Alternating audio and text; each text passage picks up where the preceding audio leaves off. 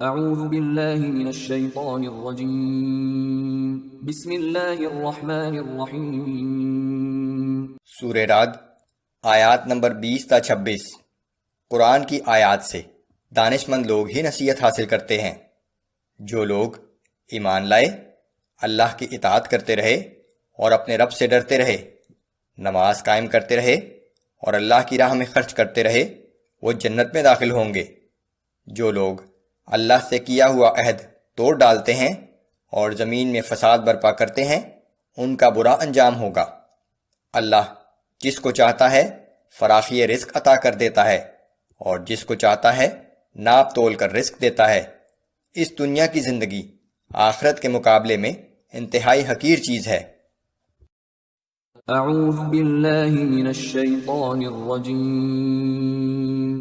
الذین یوفون بعہد اللہ ولا ينقضون المیثاق۔ یہ دانش مند وہ لوگ ہیں جو اللہ کے ساتھ کیا ہوا اپنا عہد پورا کرتے ہیں اور عہد شکنی نہیں کرتے۔ والذین یصلون ما امر اللہ به ان یوصل ویخشون ربهم ویخافون سوء الحساب۔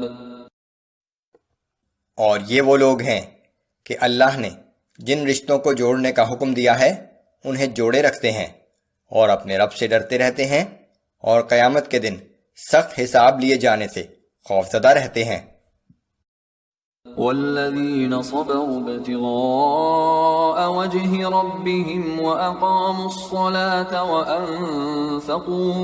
وأنفقوا مما رزقناهم سرا وعلانية ويدرؤون بالحسنة السيئة أولئك لهم عقبى الدار۔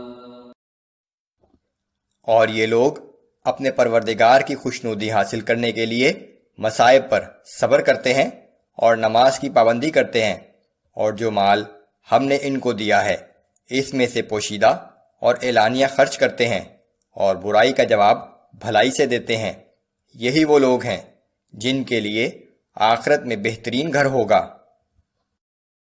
جنات عدن يدخلونها ومن صلح من آبائهم وأزواجهم وذرياتهم والملائكة يدخلون عليهم من كل باب۔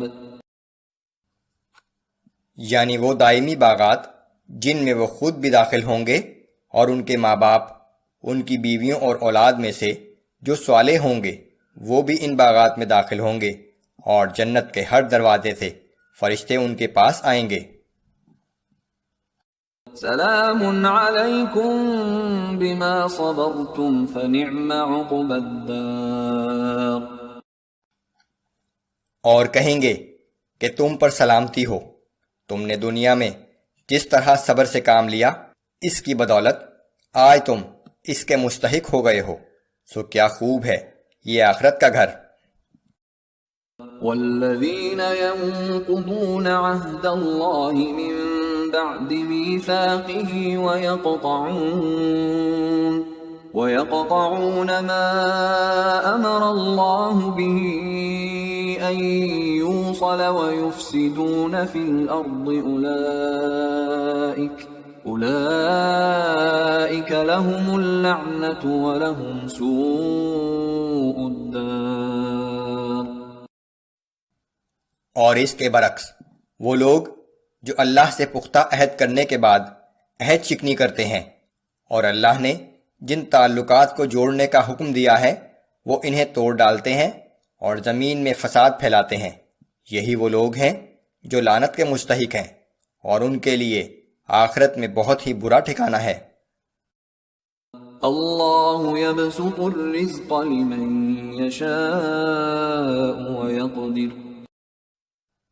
اللہ جس کو چاہتا ہے رزق کی فراخی بخش دیتا ہے اور جسے چاہتا ہے نپا تلا رزق دیتا ہے۔ وفرحوا بالحياة الدنيا وما الحياة الدنيا في الآخرة إلا متاع. یہ کافر لوگ دنیا کی زندگی ہی میں مگن ہیں، حالانکہ دنیا کی زندگی تو آخرت کے مقابلے میں کچھ بھی نہیں، محض ایک حقیر سا فائدہ ہے.